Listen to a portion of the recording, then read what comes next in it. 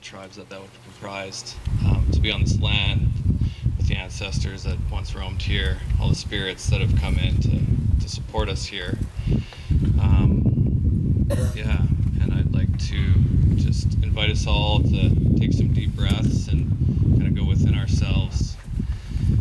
And yeah, welcome Andrew in with us. He's here in many ways. The Spirit's with us. And so, yeah, if we can all just take some time to feel our dear brother.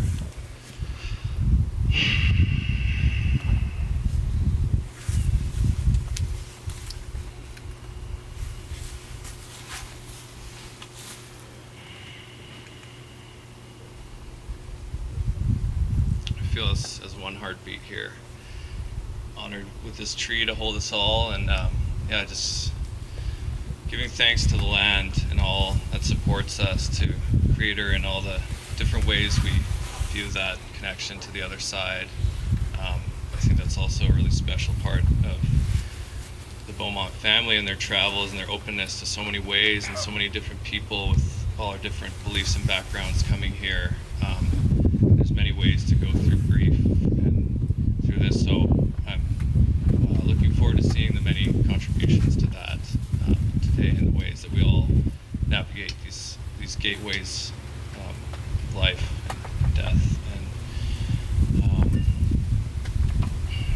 yeah, it's beautiful to see this altar going up, and grateful for all the people who contributed to it. Yeah, I wish we had an opportunity for everyone to share, but we only have so much time, so Rick and Will have spoken to some people to all join them in sharing today. For those who would like to share more, there's a book over there where you can share stories or prayers or words. And after this ceremony, we wanted to have a fire, but the fire bans are on. But I think there'll be more opportunity for people to share songs and prayers over at the stage there, and have a all-out dance party for our brother there. So there'll be more opportunity to share in that way. Andre? Yes. I want to talk to the people that own this place. We did talk about the fire ban, but it's possible we can get a burn barrel, so we could get maybe a fire going in a barrel, and it's an opportunity for people to write a message to Andrew, and then send it up to him. So I'll check on that afterwards, and I think we can make that happen. So we're gonna hopefully do that. Sorry for that. No worries. Thank you. Well, that'd be beautiful. I think fire transmutes a lot. So I guess on that note, I also wanted to invite in, last time Andrew and I were together, we went to a Washuma ceremony, which comes from the Andes, a beautiful medicine, and within that there was a ceremony called the despacho, which encompasses feeding the spirits on the other side, that reciprocity. It's a beautiful, I think, way to pray, like without having an attached belief system to it. It's just like, I feel a very open way for people to come and make offering in their own way. So yeah, I know that's not my cultural background, but I think the intention, the practice behind it really comes from the heart, and so that's what Andrew's all about. So I've brought all these offerings we can make. Careful with the chocolate, that's a little melted. So in between this and the fire, I thought everyone could take turns, like free flowing and coming up, and you can place these items within this parchment paper, and you can breathe, put your breath of life into it, or prayer or intention, or however it feels good for you, or just hold it to your heart, and you can place it, and at the end we'll have this beautiful collective mandala prayer, and it'll get bundled up and offered to the fire to send to Andrew, so amongst those messages and letters. So I think that's all I have to share, giving thanks to the people who've lent us this space and all the hard work that Rick and Angela have gone into planning this and making this happen on top of this heavy circumstance that they're bearing with such beautiful hearts and love.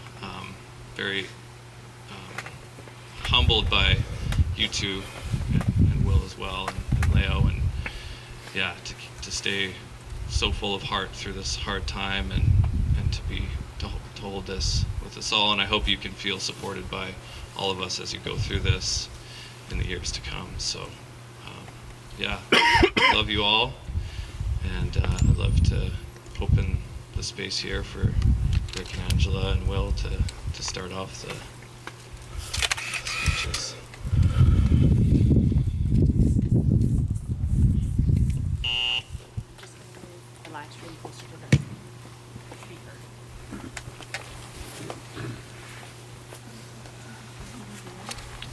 I think the plan was in between some of the speeches, Mitchell was going to play some music, and I think hopefully you can hear something from Wiley. You know, that'll make Andrew really happy, and me too. This is something that some thoughts that Angela and I had.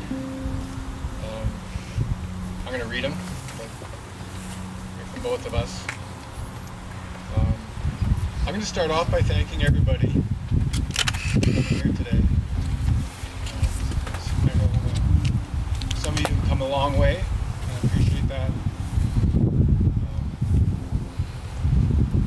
We're all here for one sad reason, but at the same time, we want to send Andrew off with all our best wishes from our heart.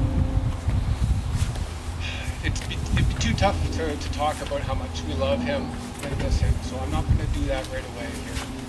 I'm going to tell some stories about Andrew, about his short but wonderful life. While he was growing up, you know, we had lots of time together, we did lots of family things, and Ange and I were thinking of some of those stories and looking back how they kind of gave us an indication of the man he was to become.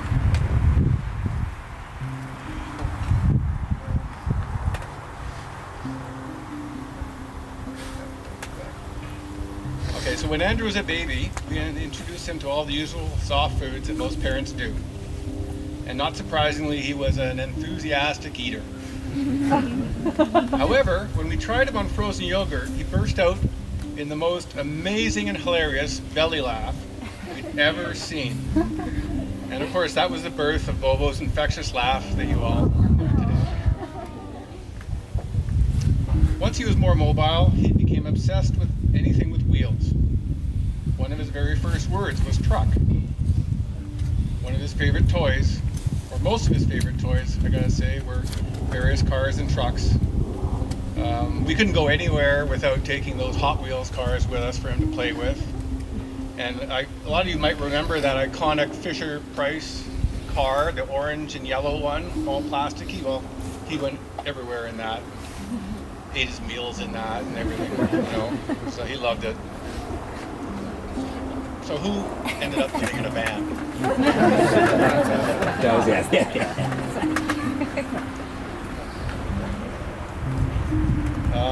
Andrew loved many different sports as a child, but hockey was his passion. He loved the speed, the camaraderie, and especially the collisions. He learned that hard work and determined effort could bring you success. He always strived to be the best he could be and to play with and against the best players. He eventually hung up his skates and directed his passion to new sports such as rugby and Australian rules football. Ironically, two sports that also combine speed, camaraderie, and especially the collisions. Both Andrew and William went to French immersion school. In Andrew's first year of high school, he led a project to collect French language books for a newly built school in the country of Burkina Faso in Western Africa. His passion for helping others in need was demonstrated then and many times since.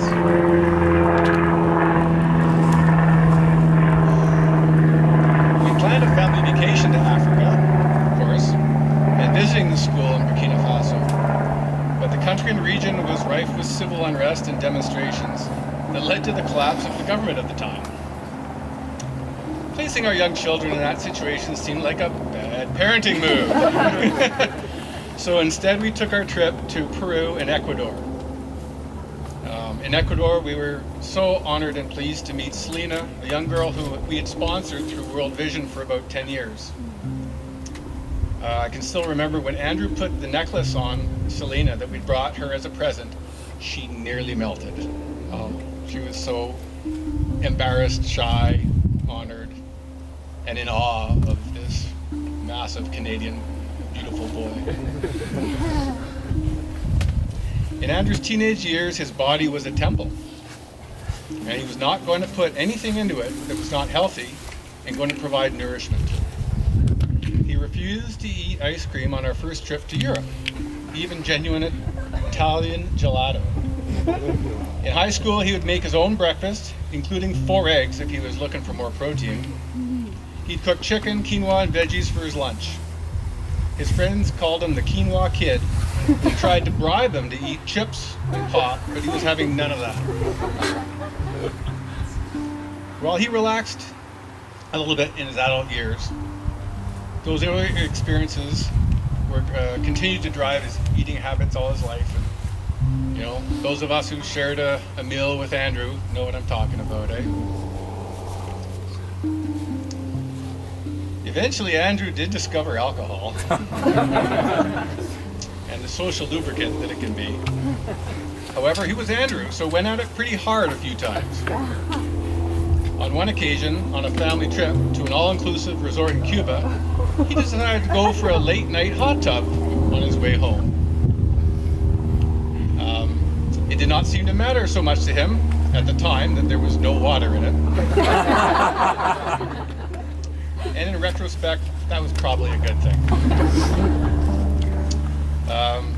We eventually convinced Andrew that drinking was not a competitive sport, and as we know, he was not a big drinker the last number of years, just enjoyed good quality beer from time to time. Andrew's love for travel also came from his early experiences. Every summer, we'd take a month-long family vacation to some far-off destination. The first one to France and Italy, then Ecuador and Peru. I'm just going to read these because there's lots.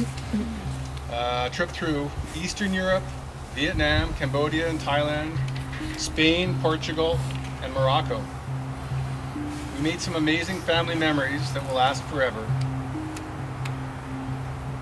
We always tried to combine fun and adventure with some learning moments, volunteering to assist local communities, or visiting the killing fields in Cambodia, or Auschwitz concentration camp in southern Poland.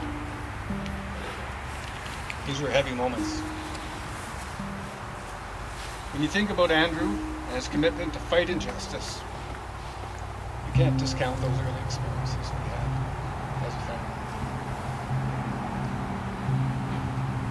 family. Those are some stories we wanted to share, things we thought of when we were thinking of him and who he became. I wanted to Andrew speak.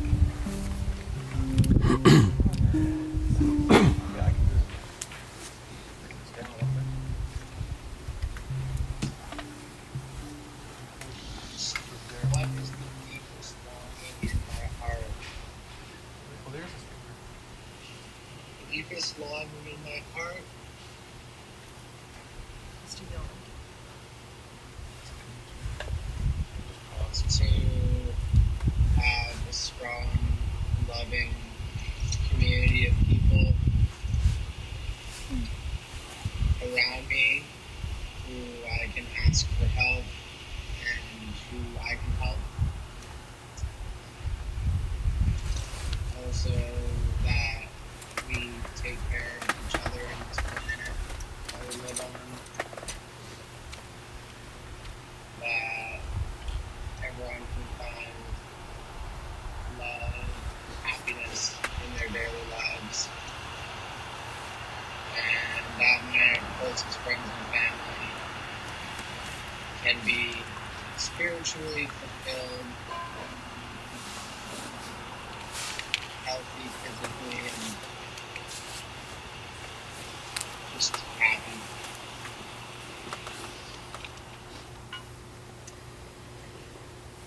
So, as you walk forward in life, remember how much Andrew valued your friendship, how strongly and deeply his love for you is. He would want you to laugh heartily and create a playful silliness around you. Honor his legacy by living your life as the best version of yourself. Those are his words on the back of the Well, that's my first time hearing that, so I'm gonna need a minute.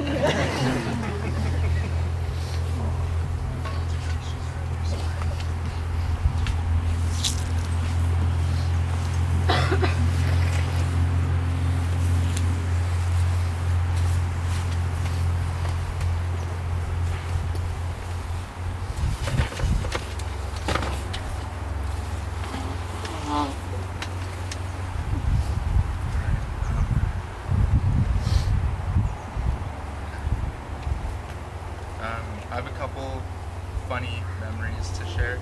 Not too sad, but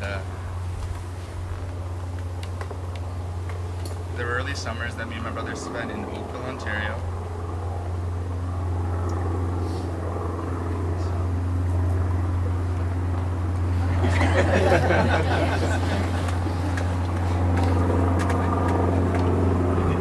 Okay.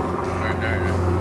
The summers I spent in Oakville, Ontario with my brother were some of the best of my life. We would play tennis and swim down at the Oakville Club or in Breezebrook. My grand granny had a neighbor with a swimming pool that we soon claimed as our own, with their permission, of course, every time. Well, some of the time. Then after a while, it was basically open season. During this time, we played tons of imaginary games in the pool, like most other kids would. We would pretend we had superpowers. Bobo obviously picked super strength, and I would pick super speed, as you know. And then when I was technically faster than him in these imaginary situations, he would argue that his quads would be so massive with his super strength, then why couldn't he run as fast as me? I would never win these arguments, as I was the younger brother. We would play Pokemon in the living room on our little Game Boys. Well, he would play and I would watch. And then over time I got my own, and we would play, and he would obviously beat me with all the practice that he had. And then I was slowly getting better than him, so he lost interest and moved on to the next game. This competition we had, as brothers do, stretched over multiple continents. When we were in Europe as kids, we bought, well our parents bought us, these wooden swords. They were sweet. We would sword fight in the streets, in the fields, in the car through my dad's hand reaching back to stop us, and at the many castles we visited in France. And to two kids with swords, the castle is the most appropriate place to sword fight. The museum curators had different views on the subject.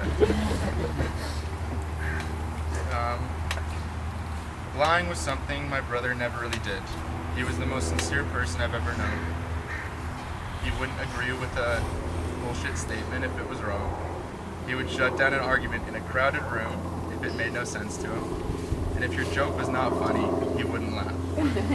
Okay, that's crazy. He laughed at everything. But everyone that got to meet Andrew or Bobo or Melonhead, or however you know, was shined on by the light of God, or whatever you believe in, because he is all that is good in this world, and I wouldn't believe anything else. He taught me to smile in the face of darkness, and to laugh through the pain. And let me tell you, if he was ever in great pain, he was laughing his way through it.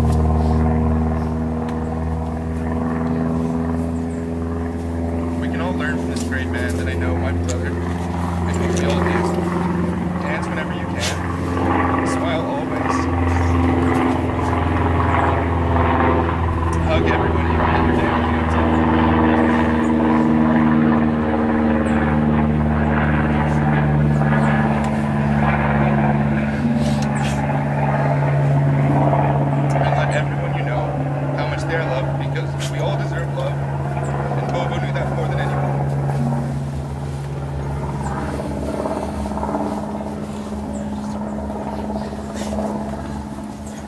to more places with Bobo than most people in a lifetime. But I would have loved. Is it not working that whole time? He's messing with me. Great. Yeah. There you go. I went to more places with Bobo than most people will go in a lifetime, but I would have loved to see the whole world with him. So anytime you're on an adventure, please think of him and try to contribute some good vibes and love wherever you might be. I have a few things to share that Bo would want everyone here to hear. Stop buying new things. Start reusing everything you can. Get a compost. Tell anyone buying single-use plastics to shove it where the light can't see. And spread the message for me that we need to save the earth by all means possible. I hope everyone here can give love to someone new today and give them a hug, even if you haven't met before. Life is all we have, and the people you love will miss you so much when you're gone. I'm so proud of my brother and so happy I got to spend 27 years with him. I love you, Bobo.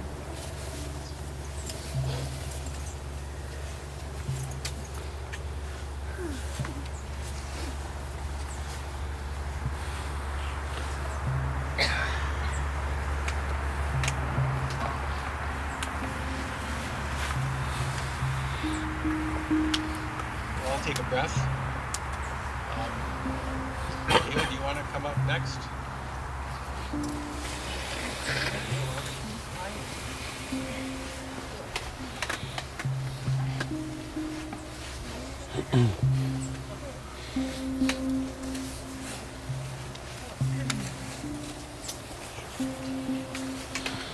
Hello. I actually wrote this for Bobo. Bobo, be with me, give me strength to honor you, your light and your heart, that I feel so strongly in here and in this space, and in these lands. 6 years ago, you impressed me with your French and your knowledge of nutrition as we sat next to each other at work. It only took a few months to know that I needed to have your laugh and spirit in my life forever. I could sense how much fun we'd have together, and that's exactly what we did. I'm so proud of us for so many things, but most importantly for making our relationship about the journey, for the space we gave each other to be individually happy, grow, and come together in love through the highs and the deepest lows. I love you with all my heart. I love your crooked teeth and how you complained they would always break your floss. I love how you'd urgently ask me to scratch your back, as if your well-being depended on it. I love the face you made when you tried to pluck your nose hair and the grunts we shared the day after a footy game. I love your belly button bump and how it always collected so much lint. I love how in tune you were with spirit and how you could heal my headache or cramps with your energy. I love our kitchen dances and how we burnt many meals and you'd always take the most burnt parts. I love how much nature we got to explore together and how many concerts we danced at. I love how silly we could be and still show up seriously for each other. I love how many sourdough pizza day nights and yoga we did, even over FaceTime when we were physically apart. I love how you loved everyone unconditionally and without judgment. I love how open to love we were. I love you forever and in more ways that I can speak into existence.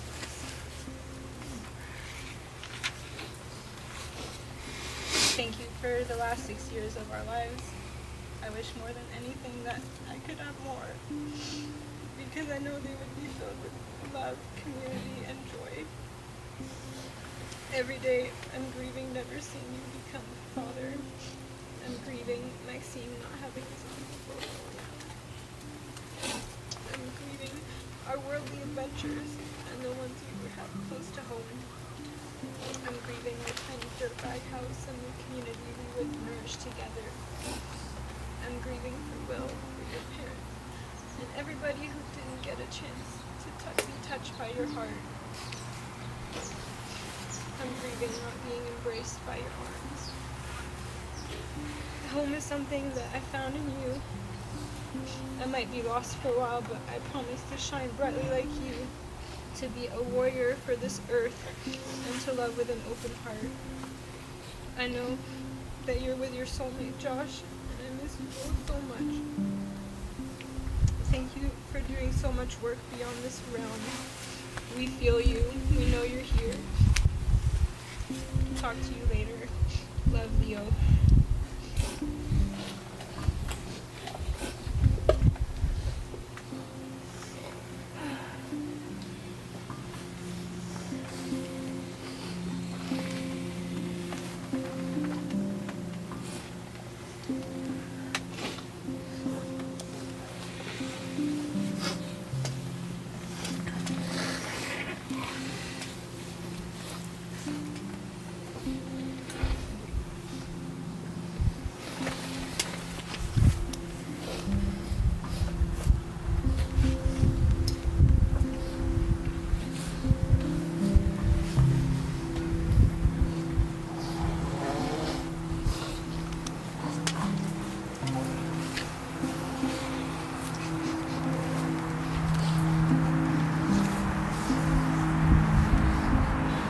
We always talked about we should have an order. We never made an order.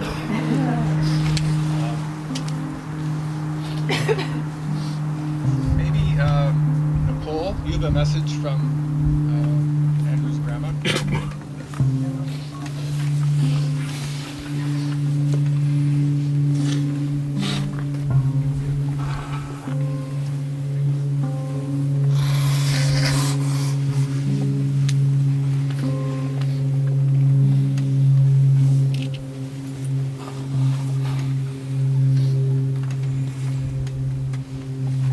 You guys hear me? We're good?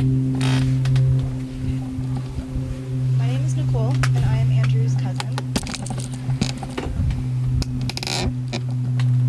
It is such an honor to see the faces of those that Andrew held so deeply in his big, caring heart.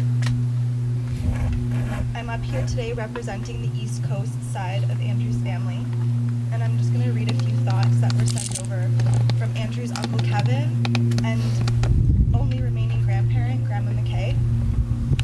I also apologize, I just found out I was doing this a few hours ago, and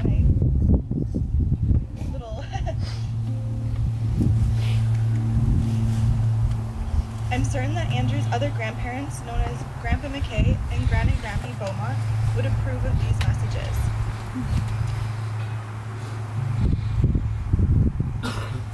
The reasons being, after every trip or visit, one grandparent or the other would get on the phone and share stories or precious sayings and moments that one of the boys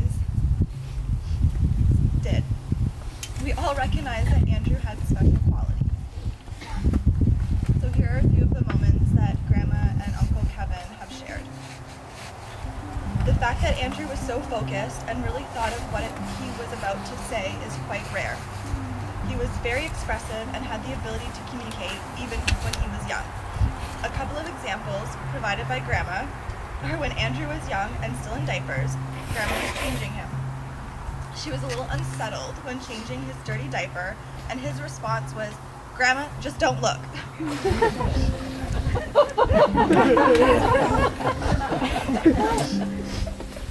Or when playtime was supposed to be over, he backed into a closed door and said, "We still have to play. You have no choice." He was very lucky to have a selfless, loving mother and father, and of course Will, whom he protected and loved.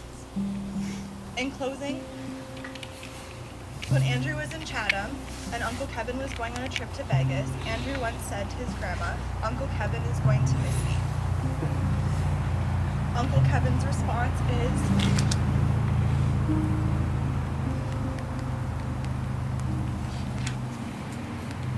"Andrew, more than you will ever imagine." Grandma wanted to finish off this tribute the way Andrew finished his letters off to her by saying, "Je t'aime." On behalf of my father, mother, my brother Evan, and myself, we love you dearly and will forever hold our memories in our hearts.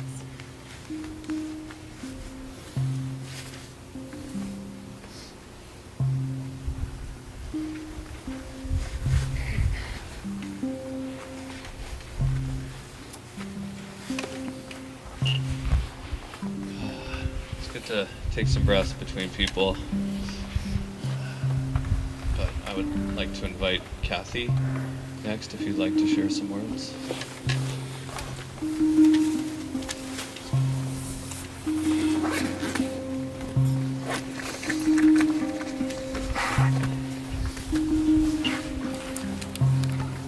Beaumont. I'm Andrew's aunt and Rick's sister, and I'm really part of a small and getting smaller family. My brother Steve, sister-in-law Maggie are here. Will, of course, you've met my Aunt Sheila, my cousin Karen, my cousin Shane, and Trevor here, yes, Shane's partner Cody. We are a small group. We're a tiny family, and we have been bereaved 3 times in the past 16 months. It's been a lot. First, the loss of my beloved husband, Sean, and then my Uncle Robin, Sheila's husband, and Karen, Trevor, and Shane's dad, and now Andrew. It's been a hard go.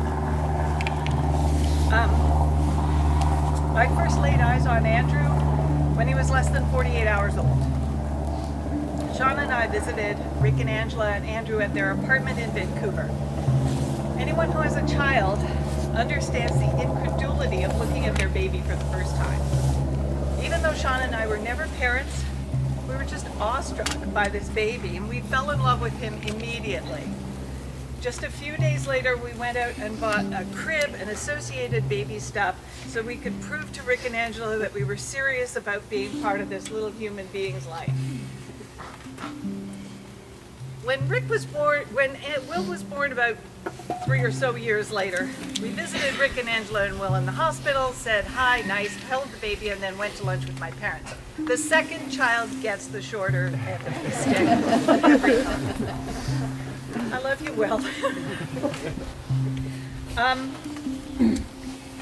It may come as a surprise to some of you that Andrew didn't start speaking until he was about 2. He was very late to start talking.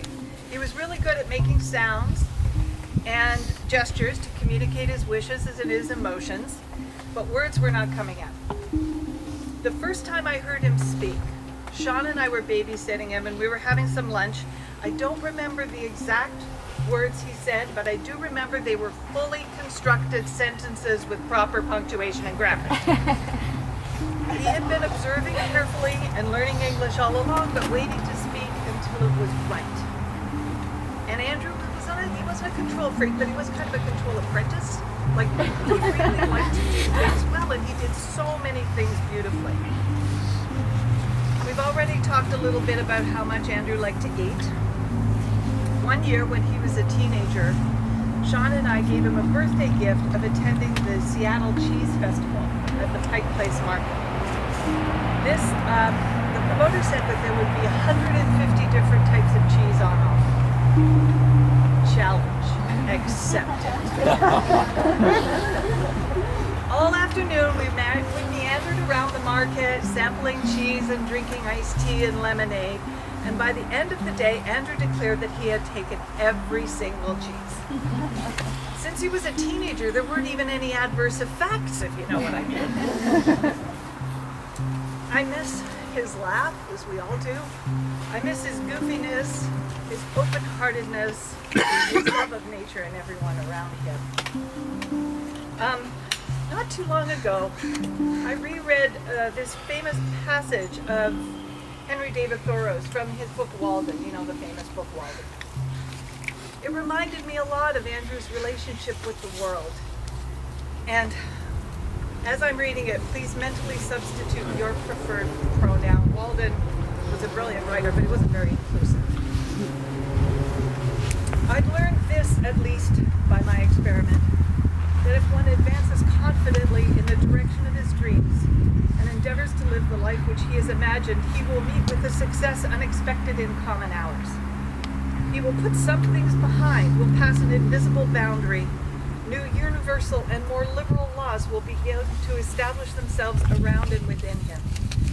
And he will live with the license of a higher order of beings. In proportion as he simplifies his life, the laws of the universe will appear less complex. Solitude will not be solitude, nor poverty poverty, nor weakness weakness. If you have built castles in the air, your work need not be lost. That is where they should be. Now put the foundations under them. Thank you.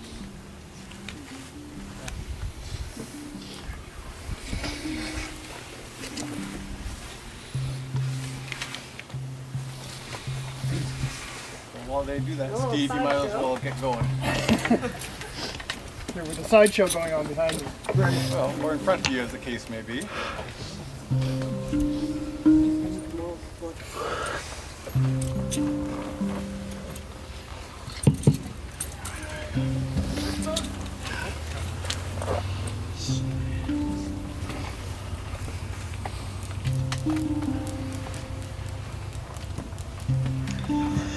Hi, everybody. I'm Steve Beaumont, Andrew's uncle. Incidentally, the third born, so if you think the second born gets shafted, try the third born sometime. This is my wife, Maggie. Try the eighth born sometime. I wasn't sure I could hold it together, but I'm inspired by the strength of the people who came before me and spoke. So I wanted to say a few things. I wanted to speak on behalf of my parents, actually, who are no longer with us. And when Andrew was born, he was their first grandchild. Maggie and I don't have children. Kathy and John never had children. When that grandchild was born, my parents would not shut up about it. Andrew, for 3 solid years, was the light of their eye. They spoke about him continuously. It got a little annoying, frankly. And then Will came along, and then they had 2 people to talk about all the time. They could not have been more proud of both those boys. And I'm actually, I'm relieved in a sense that they're no longer with us, because this would break their hearts. I was watching everyone speak and talking a lot of talk about love, and I was taken back to my parents, and first Andrew, then Andrew and Will, would always tell each other that they love each other more than tongue can tell. That was such a classic line. And it is an amazing relationship to watch it blossom between grandparents and grandchildren, even if it did get, as I said, annoying at times. The first time I met Andrew was the first time he flew with his parents to Toronto as an infant, and I walked in the front door of my parents' house, and my brother handed me this animal, this human being. I had never held a baby before in my life. I was immediately terrified. And I think after about 5 seconds, I said something to the effect of, "Take him back, take him back." You don't want to drop your nephew the first time you touch his skin. If you're friends, longtime friends with Andrew, you may have heard him speak of me as, I was the beer uncle, the guy who writes about beer and alcohol, and I like to think was instrumental in Andrew eventually discovering alcohol. I remember Maggie and I taking him out to his first cocktail bar when he visited us in Toronto one time. And he looked at the cocktail menu and looked at the prices. He was going to Queens at the time, and he turned to me and he said, "One of these is like my week's beer budget." I said, "Don't worry, Andrew, we're buying this round." I also had the privilege that same trip, I believe it was, to take him to his first official bar. He had never actually been to a bar. He visited us after he had turned legal drinking age. We went to our local place where Maggie and I go regularly, and happened that the owners were there, so I was able to be the important guy. And we had a few beers there, and then we went on to the next place. And we walked into the next place. I said, Andrew, this time it's your round. And he looked at me and I said, what? I said, we alternate. I'm not paying for you all night long. Of course, after that one beer, I did pay for him all night long, but that's neither here nor there. Maggie and I, has such love for that young man.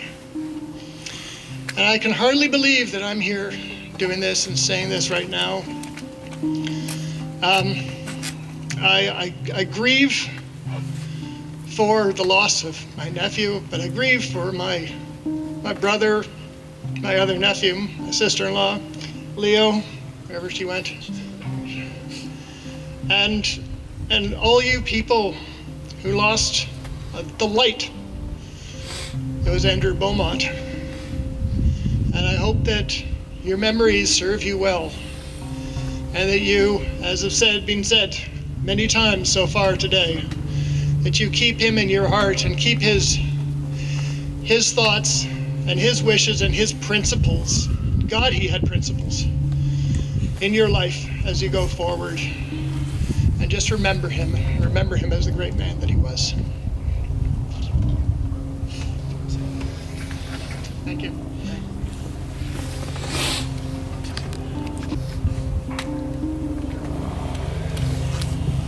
It's an honor to hear these stories and these messages from family who's got to watch Andrew from a little seedling to the man he became. I'd like to invite Shane. Would you like to share some words now? I got to know Shane through an epic bike video that Andrew had made of him. Pro. Yeah, that's true. Andrew, thank you for making some mediocre biking look cool, so appreciate that.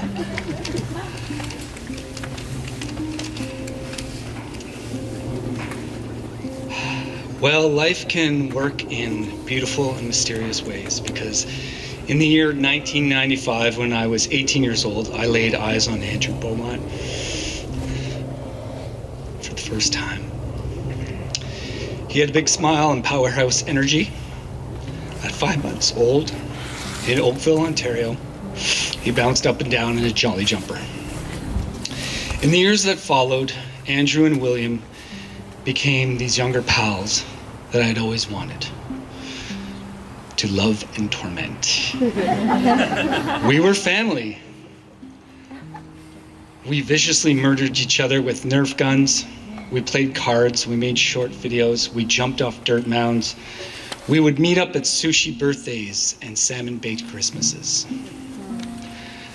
At a young age, Andrew started to prepare and cook food. I helped him finish a school project he did called The Young Chef, where he did the cameraman work, or I did the cameraman work, but that's all I did. I helped guide that process, but Andrew was the star, the producer, the director. He did the editing. He figured out all the editing. I was really impressed. His early foray into creating films started off really well. Andrew had a time when he weightlifted, some of you might know. I was skeptical at first. I didn't think he would stick with it and get results, but he put on some beef. He proved me wrong. He gained muscle. He made gains. It's kind of already been touched on, but I really think he looked at his body as this fantastic tool, an asset that he couldn't wait to explore all the abilities of it. I started to see a phase, started to really clock a phase in Andrew where he would set these goals for himself and then he would achieve them. Well, fast forward to the year 2016, Andrew and William and I hiked up to St. Mark's Summit in Cypress Provincial Park. My relationship with Andrew and William had now evolved. From when, we played video games, we'd done maybe more simple games, to now here we were hiking, we were having more elaborate conversations. We would talk about money, sports, girls, pop culture, music, the meaning of life, and so on. When we arrived to the summit, we saw the most beautiful day in all the West Coast. Anyway, you know what I'm trying to say. It was a very beautiful view. We sat on a precipice 1,300 meters above sea level. We watched birds soar below us. At this time, Andrew and William were now, by all measures, adults. They could vote, they could drive, they could drink legally. Well, technically Will couldn't yet, but he was a few months away. And they were these critical, discerning minds now. They were in their university years. I now saw them as intellectual equals.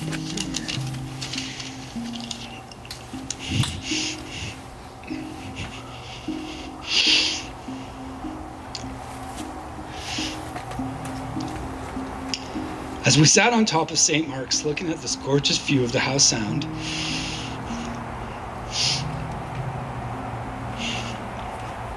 I felt this massive wave of optimism overtake me. I was proud of what these two young men had become and what they could still do. They were budding wonders, and that kind of optimism, that kind of energy is infectious.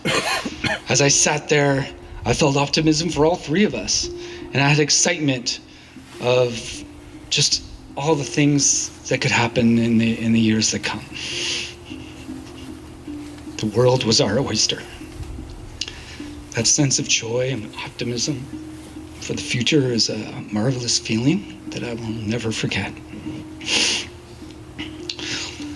Well, that optimism wasn't misappropriated. In the years that followed, both Andrew and William have done cool, impressive things, and they've become more complex, more interesting, more amazing. Andrew with his filmmaking, his van life, building, and travels, his photography, his love of nature, his energy. Andrew was eating vegan. He told me he wanted to be more environmentally friendly. Andrew stood up for what he believed in, and he joined in protest over the old growth forest. Logging, protest over the old growth forest logging at Fairy Creek. I have so much respect for his walking the walk, not just talking the talk. Thank you, Andrew, for sticking up for old growth forest. This past March, Andrew and I spent a day together and we snowboarded on Whistler Mountain. In the car ride home, we talked about all sorts of things. Earlier that day, I'd been at his place in Squamish, met some of his roommates. Very, very cool people, great vibe in the house. So there I am listening to stories, talking, and I'm kind of like living vicariously through him. I'm just like asking questions. I'm like, man, this is great. And we talked about backcountry ski touring. We talked about sauna making. Anyway, at one point, Andrew said to me, and I quote, Andrew said, "I think I am living the dream right now." During a recent Christmas holiday, Angela, and during a recent Christmas holiday season, Andrew, Angela, and I went for a walk in Lynn Valley Headwaters Regional Park. We hiked through sparkling, glistening snow that hung on verdant, evergreen trees, while streaks of sunlight broke through the canopy of the forest in beautiful, shimmering columns. It was magical.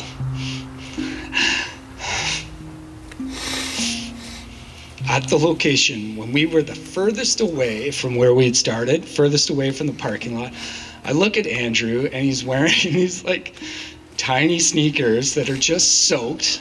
It was the worst footwear you could possibly wear in that kind of like wet, soggy North Shore snow.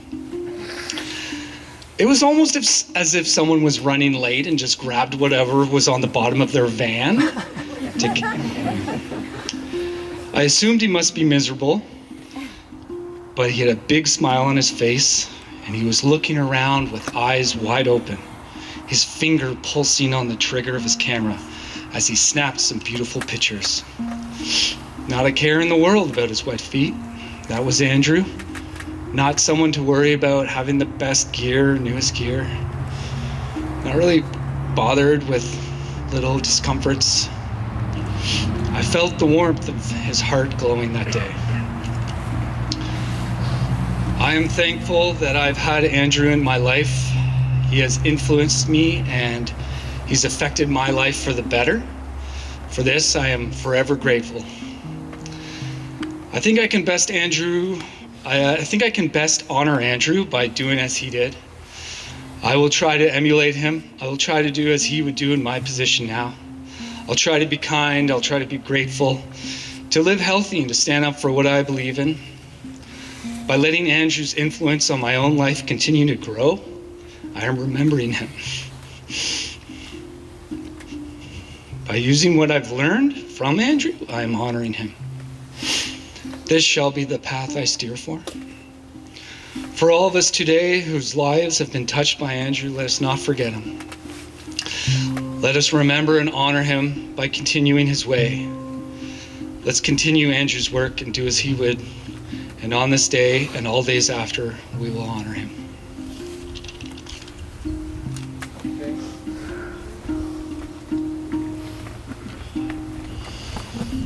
Thank you, Shane. That was really powerful.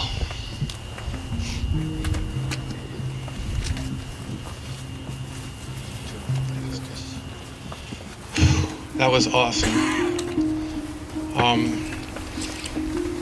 want to lighten the mood a little bit by remembering something here. So, Andrew in his French immersion class had to do something called a défi. That's the project where Andrew did the cooking show. But that wasn't his first choice. His first choice was run a half marathon because, Angela was running marathons and half marathons, and one of his friends was going to run a half marathon as the défi, and he thought he should do the same. And I said, come on, challenge yourself. Do this, because he liked cooking. He'd watch cooking shows, and I said, what do you think? Do a cooking show. So he did the cooking show with Shane, did a great job, and ran a half marathon. A determined individual.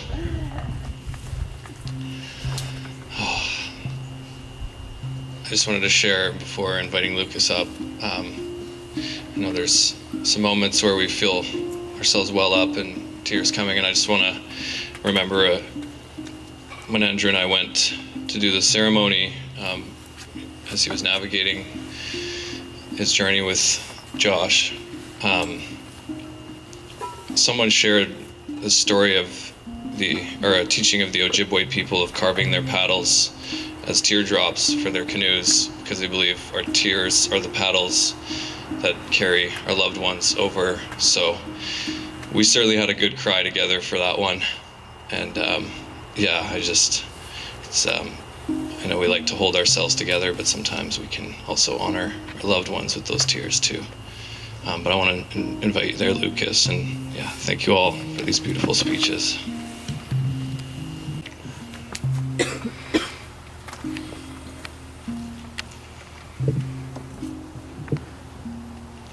Right. Mine is kind of an open letter to Bobo, but I would like to share it with you now. Hey, bro. Thanks for being my friend for so long. My folks just moved, and it's crazy. We wanted to grow up on the same street. That's what it was. We were a backyard away. We wanted to grow up on the same street. About 10 years ago, we got our wish. Our parents were living on the same street. It was awesome. We actually live further apart now at this point than we did when we lived 2 blocks away. Basically we moved, and I found this, which is the card that Bobo wrote me for my 10th birthday. And it's 10 reasons it's great to be 10. So I've got the card. I would love to share with people, but this inspired me to make my list of reasons why Bobo was awesome. It is a lot longer than 10. Currently it's at 41. But for now, I would like to share 5 reasons why Bobo was awesome. And I'm more than happy to share more with people later. So, number 5, your determination. When we were about 12, we discovered P90X. P90X, for those who don't know, is a 90-day workout challenge. It's incredibly difficult. I stopped after day 4. 90 days later, Andrew was done. When he set his mind to something, it got done. And I hope I can channel that. Number 4, how good you were at things. It didn't matter what it was. You were an awesome learner. You were an amazing athlete. And above all, you were just an amazing friend. I try and live with the mindset that you never find time, you make time. And you were so good at making time for what was important. You found that university wasn't working for you, so you left, and you made such an awesome fucking life for yourself. Pardon my French. Number 3, you're listening. When you talked with people, they felt heard, and that's because they really were. You listened empathetically, and many people, while they're listening, they'll tune out once they know what they're going to respond, but you were listening to every word that people were telling you, and for that, I'm just truly grateful. Number 2 is how easy it was to spend time with you. I could spend hours and hours and hours and hours. It didn't matter what we were doing, playing mini hockey, playing NHL, playing Halo, sitting there talking, and as we got older, going to the gym, whatever it was, just whatever it was, I could spend hours and hours and hours and hours with you. And I am just, after all these years, I cherish all the time that we got to spend together. Number 1, I'm sure a lot of people know what it is. It's your sense of humor and your laugh. We could be laughing and laughing and laughing, and I cherish the times where we'd stop laughing, and you let out this huge Bobo laugh, and it would just all start right back up again. You'll never be forgotten. You'll be celebrated. Visit me often. Love, always, Luke.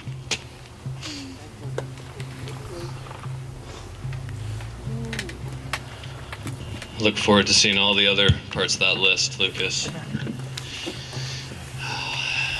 Now for the Queen's chapter of Andrew's life and all those special people. I don't know if you guys feel called to come up together. Yeah? Okay. Team effort here. They almost look like they have a matching outfit.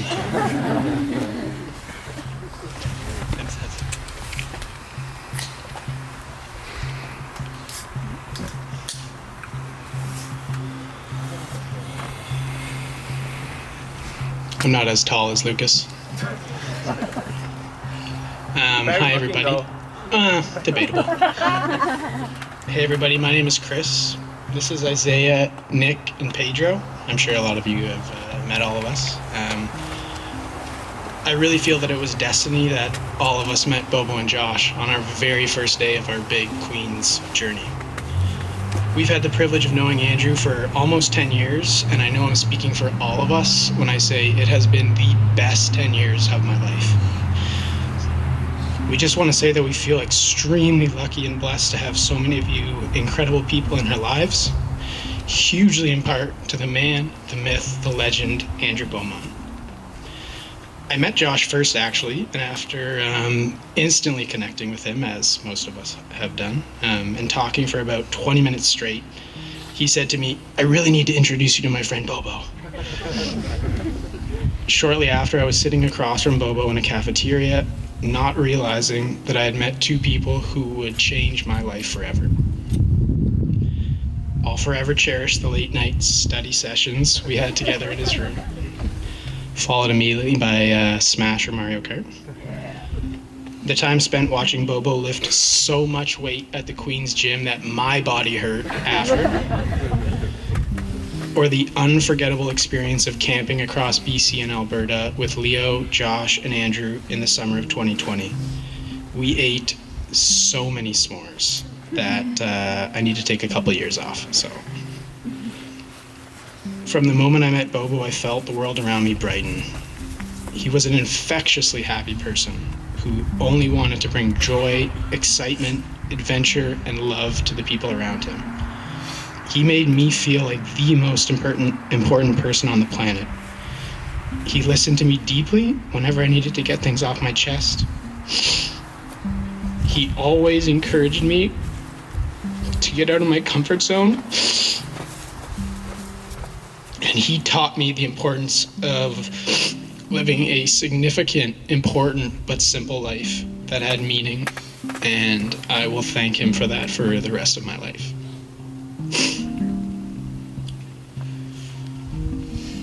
Thanks, Chris. In preparation for this day, I've been struggling for a while to figure out what I was going to say, and in my time reflecting on Andrew, I always ended up coming back to one word, and the word is community. Andrew had this amazing ability to build a community wherever he went and whoever he was with, no matter the circumstances, unwaveringly. Even with his physical absence, he still finds a way to unite us all today. Thinking back on all our memories, I'm always flooded with the feelings of love and belonging that Andrew created and propagated. You could always count on Andrew to welcome you with love and open arms. Andrew was an unstoppable force that emanated love, compassion, and positivity. In the time I knew Andrew, he imprinted on me and taught me the important parts of being a human. I'm thankful every day for the time I spent with Andrew in university and after, as he was a significant force in the transformation that we all went through during those years. I could not have done it without him. Moving forward without him will be hard, but I will carry him with me until him and I are reunited. In the meantime, I will focus on using what he taught me in order to continue his legacy of community. Andrew made me a better person every day I was with him, and he continues to make me a better person every second of every day.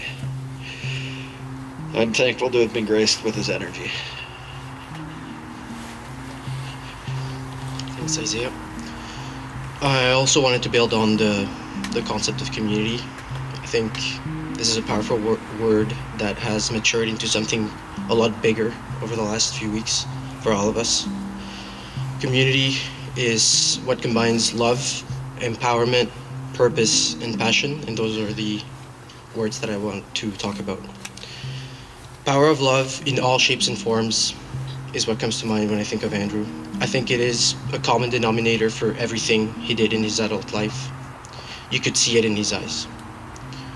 We had countless conversations on the innate, loving nature of us humans, our surrounding, and our physical home, Mother Earth. Empowerment. Whether it be for nurturing his relationships and empower others to nurture their own, he was and still is a compassionate listener.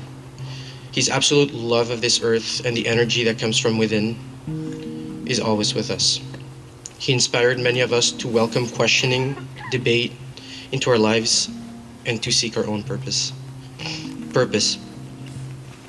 His purpose had been many years in the making.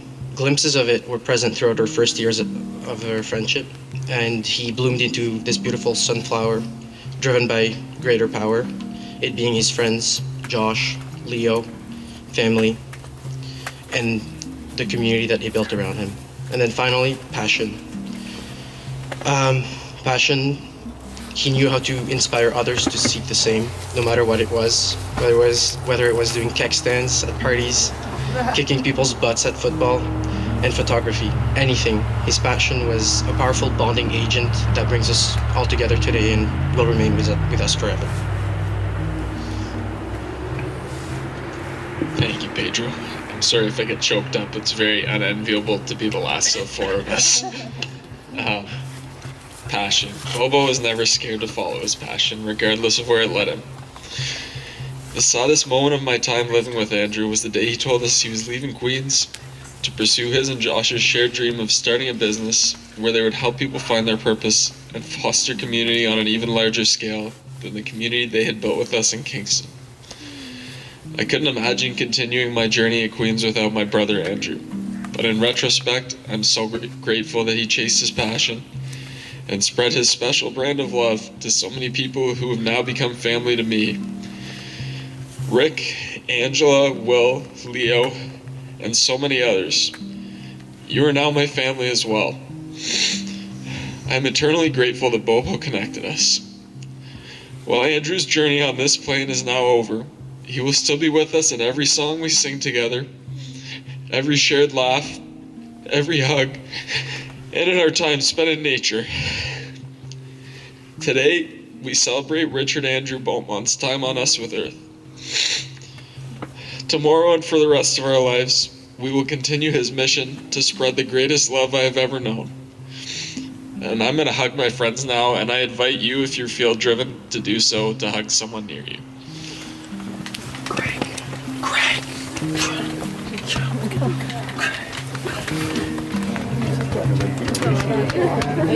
Love you, buddy.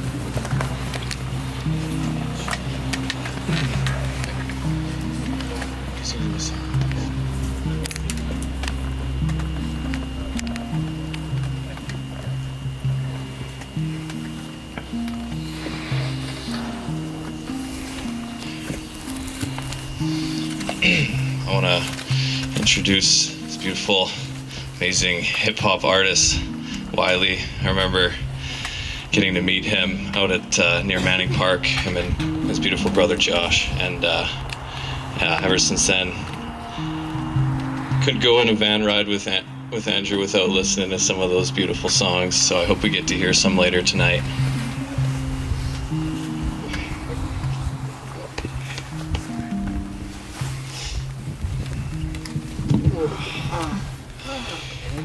Yeah. Hey everyone. Man, it fucking sucks that we're here.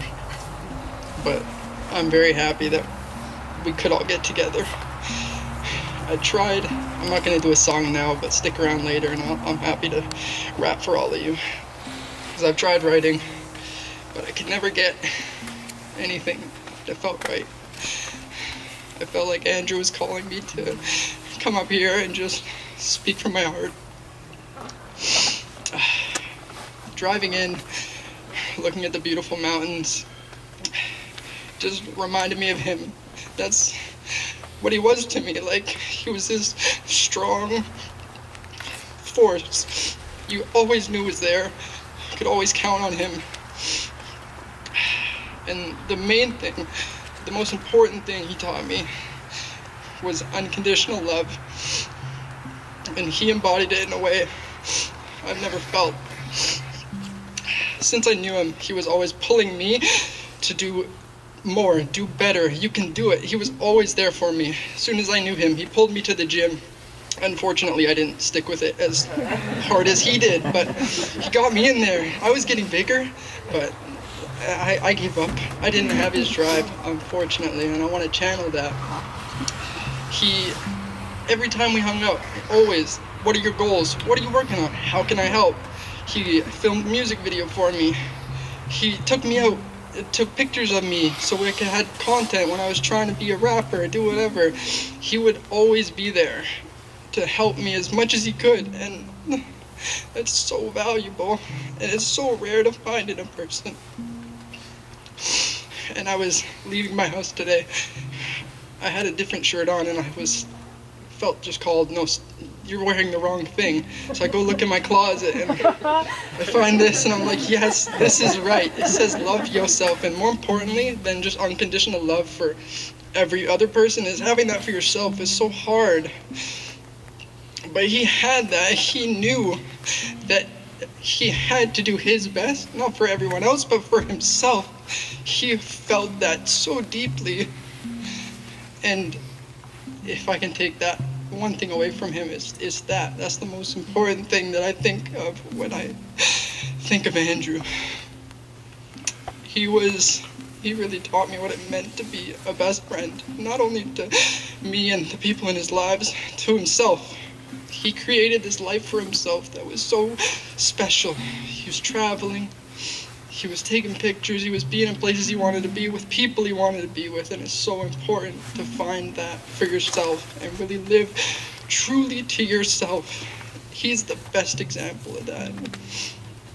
So I hope I can just be that best friend to people moving forward. Thank you, Andrew. I love you.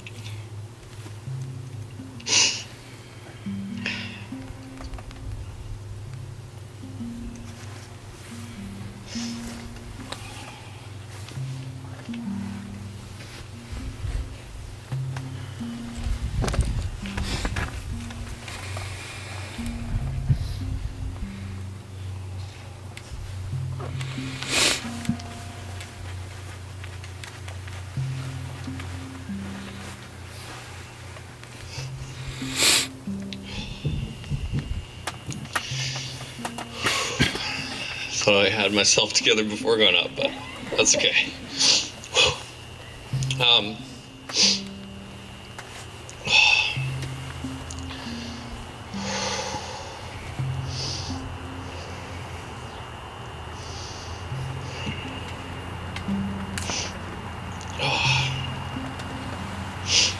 It's like every time I feel heavy through this time, I can feel them rush over and try to cheer me up. It's amazing. I want to start by sharing about our childhood together. We were two little babies roaming around, and my parents said, Andrew, you could plop him in the middle of the room and he would entertain himself. He'd be nice and focused, and I'd be just all over the place until the Hugginator came out, and he tackled me with this big hug, and I couldn't get away. And I think about later on when we found our relationship in our young adult life, especially when you would come visit on the island. I'd be so caught up with what I got to do, what I got to figure out. And he'd just stop me right there and like, let's have some fun.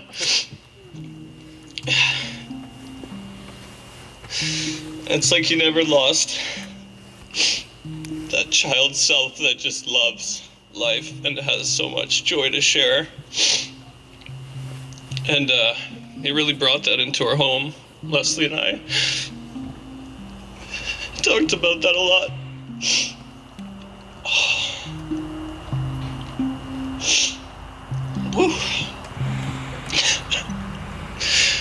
I think I've been holding all this in for the last while, so it's good to finally let it go. But yeah, that's what Andrew did. He just, we'd go out and I'd always look at him like, wow, I wish I could just have that much fun. He just showed me the joy that life is, and I think he's leaving that with all of us. He's inspired us in so many ways. When I was in the hospital with Andrew, and I was looking at him, and we talked a lot together about the darkness in life and how can we fight this? How can we be warriors in this world, in this modern setting? And I just looked at him and I was like, wow, you've been a warrior all along. I don't know anyone that loves as fiercely as he does. He would stand up for any one of us. He would sacrifice anything for us. He lived what he believed in, and we talk a lot, Andrew and I, about how frustrated he was with the system, but he would always be the change he wanted to see. He inspired me with that. And most of all, the way that he's uplifted us all through such strong, unconditional love. Nothing faces darkness quite like that. Nothing can change the world more powerfully than love. And he was all those things. And so I'm proud of my brother for being such a warrior and teaching me what it is to be a warrior. The Norse people believed in Valhalla, which was a place where only the warriors would go so that they could prepare for the great battle with the destruction. And I think he's in the Valhalla of his own. because I know that his spirit will live on through all of us and keep that positivity flowing and that inspiration and us bringing our gifts to this world. And to me, that's the ultimate battle against all the things that Andrew struggled to watch in this world. And I know it was just hard for him to see the difficulties of having such an open heart in the world. So I just want to send Andrew off with a song, and I know Mitchell here has some songs to share, and then Rick and Ange talked about doing the song together that they were singing. I think it was in the hospital, so something for all of us to do. And then again, I invite everyone at the end or in between, if you feel called to make this beautiful offering for Andrew in your own way, go for it. So I'm just gonna grab my drum here. Andrew was always so supportive of, we'd get to beautiful spots in nature, I'd whip out the drum, he'd whip out the camera, so.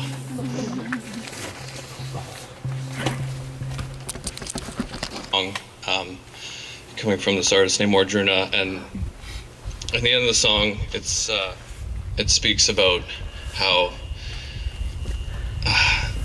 that we all die, we all meet our end, but the thing that lives on is the legacy that we live, especially a man who can leave a good one. And I'm proud to say that Andrew has, in a short time, left an outstanding legacy for us to all follow.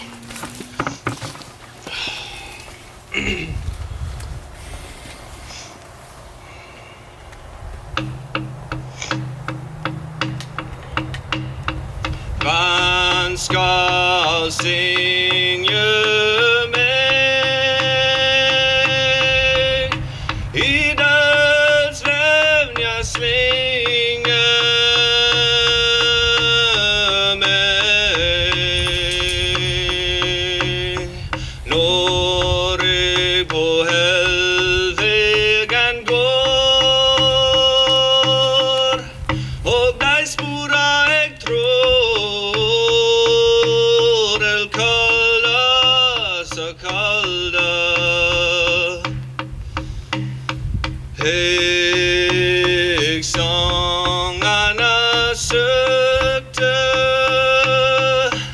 jeg sangene sendte.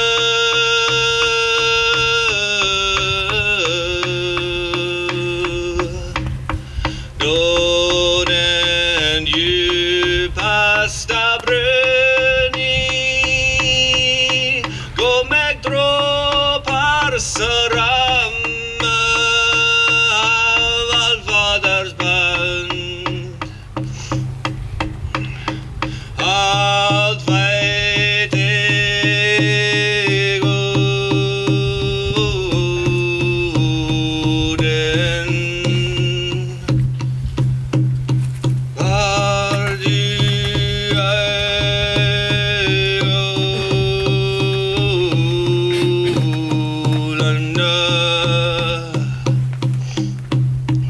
han skal synge meg,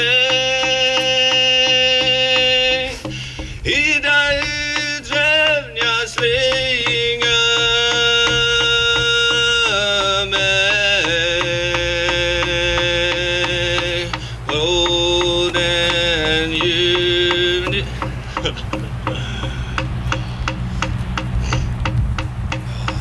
Sorry.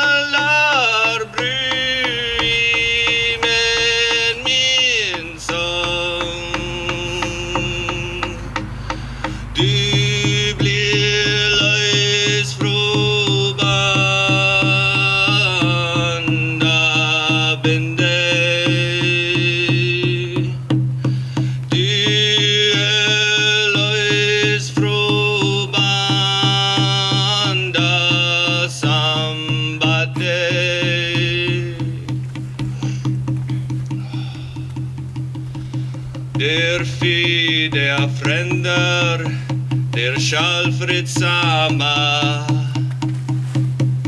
En astir der aldrig ge, mer ser goden geter. Der fede a fränder, der skall samma.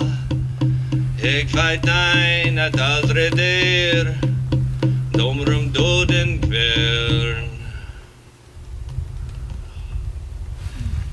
I laughed because I heard Andrew in my head say, "Oh, it's awesome doing a song that no one speaks the language in, because then they don't know when you forget the words."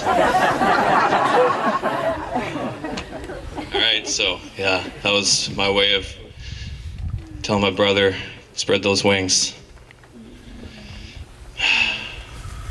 I don't know where Mitchell went. There he is. But I'd like to invite you up next now, Sam.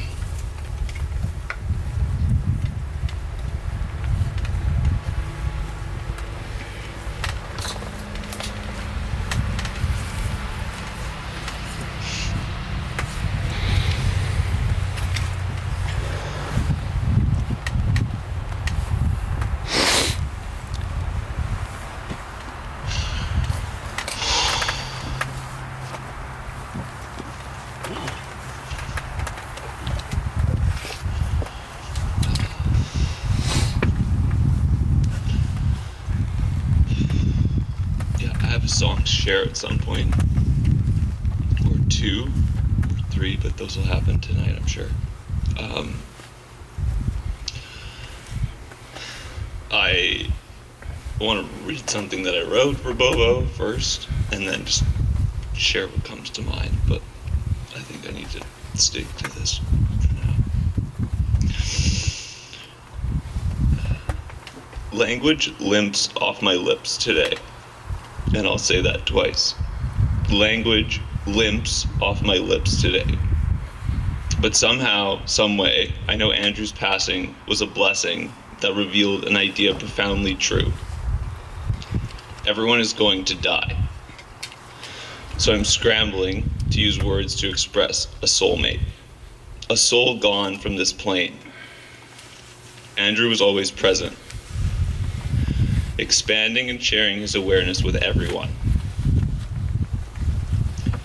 He always encouraged ideas and gave phenomenal hellos, and damn his bellowing laughter.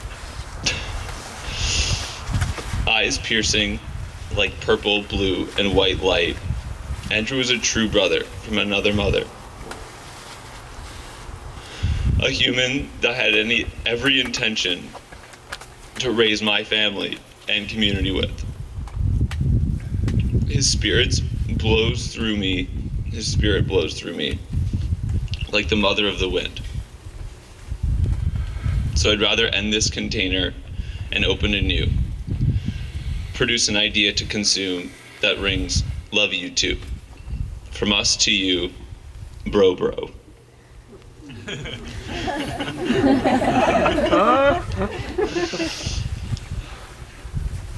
I had an honor to meet Andrew last spring, and he changed my life. I never would have moved in to a place and signed a lease with someone without ever really knowing the guy, ever. Andrew was that guy. And just listening to the stories of his childhood and his family, I knew, just looking at him every day, the days we spent together were special, and he was more than human, and his presence really pierced through everything that he did beyond anything. I will never forget this winter that we spent, myself and Gabriel and Andrew and Leo and Francois and Campbell, in our house in Squamish, and the countless meals we spent praying and blessing our food, growing our food. It was like a dream. We really are living a dream, it seems. And it sucks. to not have such a bright light in our lives, and it's a reminder, though, to take that light and share it everywhere. For the last 2 months, I've really been struggling to understand what's happening, and I still feel like that's still a struggle for myself, and I'm sure others out there. So I just want to end, I guess, with this song that I wrote Andrew at Kathy's home while he was in the hospital, and we still were uncertain of the outcome of what was to unfold. And that time there was so much music, and there will continue to be so much music. So if you guys know the words to this song, because I've sung it once or twice but not a million times, then please feel free to sing along.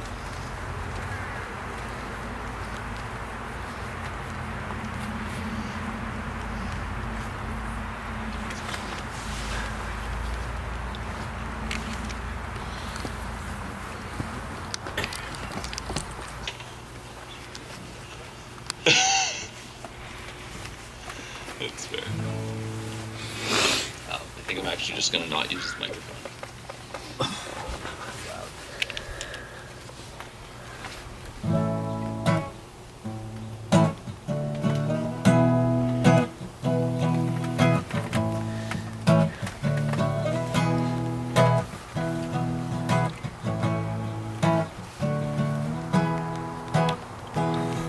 Turn these moments into a miracle.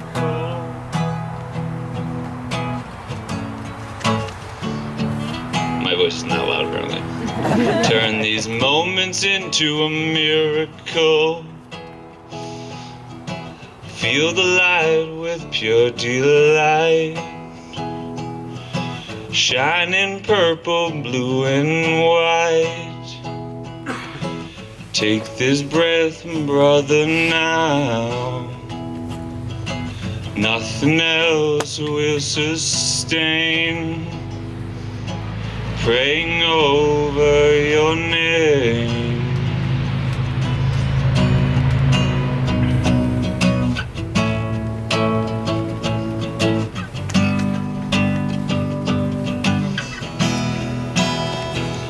Turn these moments into a miracle. Feel the light with pure delight. Shining purple, blue, and white. Take this breath, brother, now. Nothing else will sustain. Praying over your name. Turn these moments into a miracle. Feel the light with pure delight. Shining purple, blue, and white. Take this breath, brother, now. Nothing else will sustain. Praying over your name.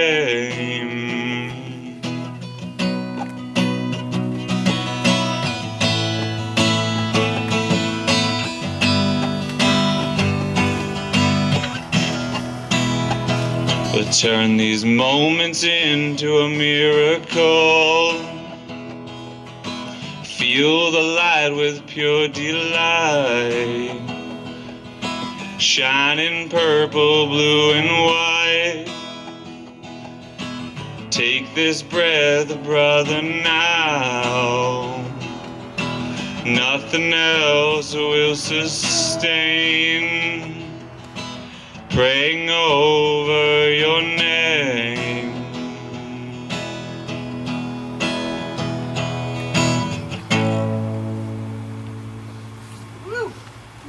Thanks, Bobo. That was really provoking.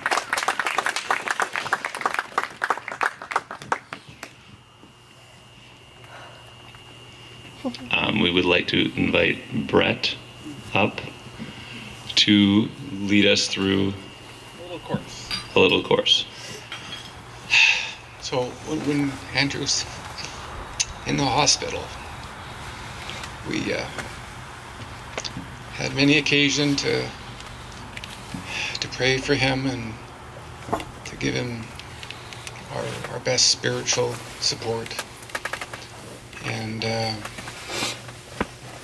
one time we were sitting in front of Kathy's house, and Ike popped out to join the crowd, and we started singing this song.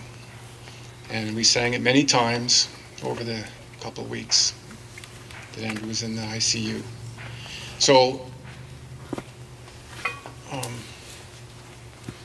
our friend Brett here is going to lead us all, and this is audience participation, so he's going to tell us the words. It's super simple, and we're all going to sing 5 verses of this song to send to Andrew.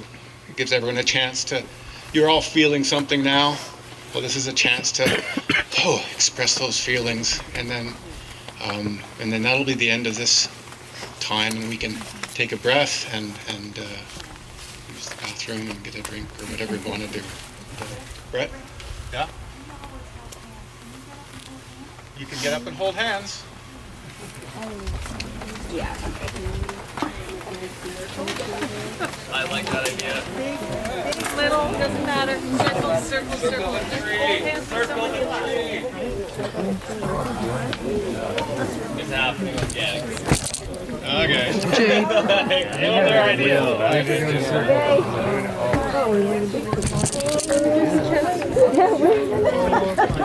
Okay, wait, you start. We gotta fit into a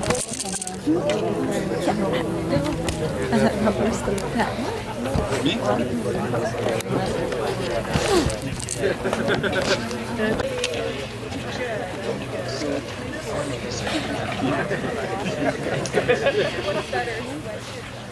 It's an honor to be here. I'm so happy to be called up to sing this song, and it's interesting because the song was taught to me by someone that's also here, and I'm going to need a little bit of support because it's okay to ask for help. So Jen, do you want to come up and help me out? Thank you. Her voice is also way better than mine too. So it's pretty simple. The lyrics of this song are, Andrew, I adore you. So repeat that for me. Andrew, I adore you. I lay my life before you. I lay my life before you. How I love you. How I love you. And we'll sing it 5 times, and I encourage you to close your eyes to tune into the earth, those around you, your breath, and sing like he can hear us right now, because we know he can.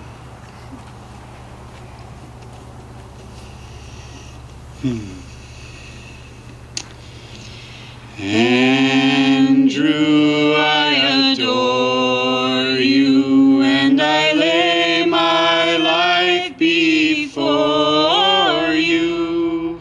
How I love you.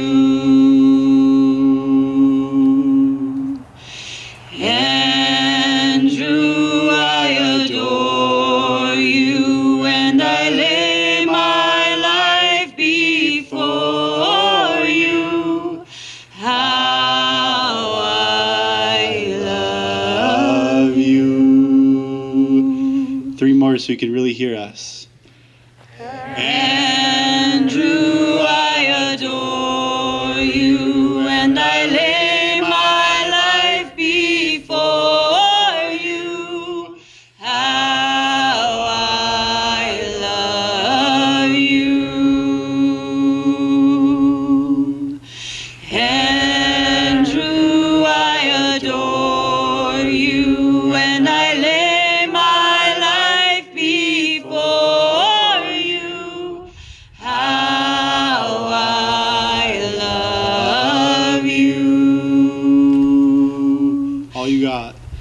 Andrew, I adore you, and I lay my life before you. How I love you. Okay, a bonus one, you're going to whisper it. Andrew,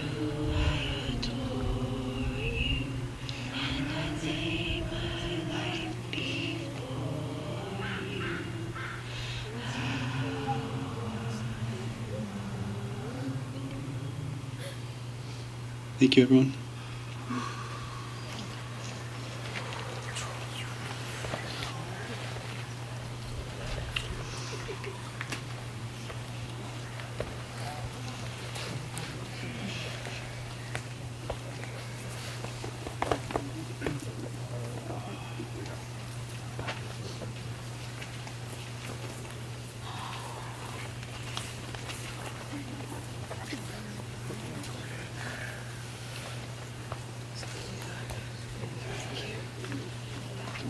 Okay. So, just in closing, just so grateful that,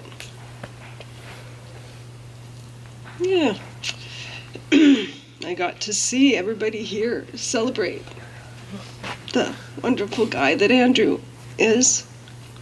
And just got to leave you with this.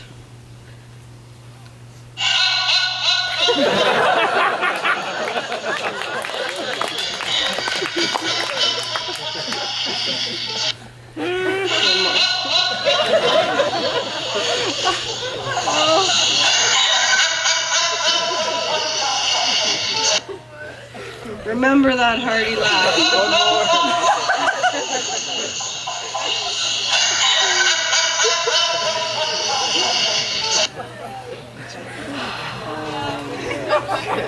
Okay, so keep celebrating, everybody, or maybe start celebrating.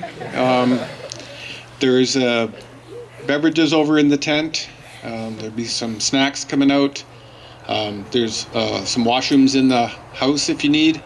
There's also, if you're in this area, there's washrooms just down there in a kind of a reddish building.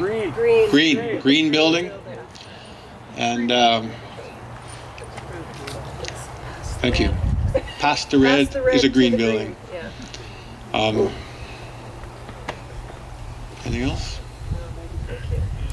Thank you.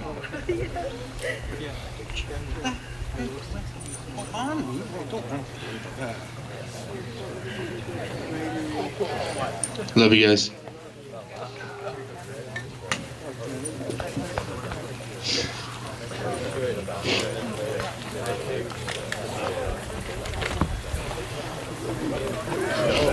That's great.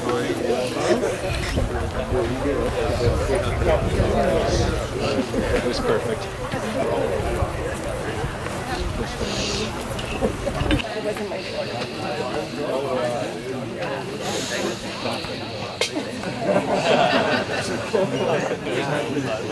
Yeah. I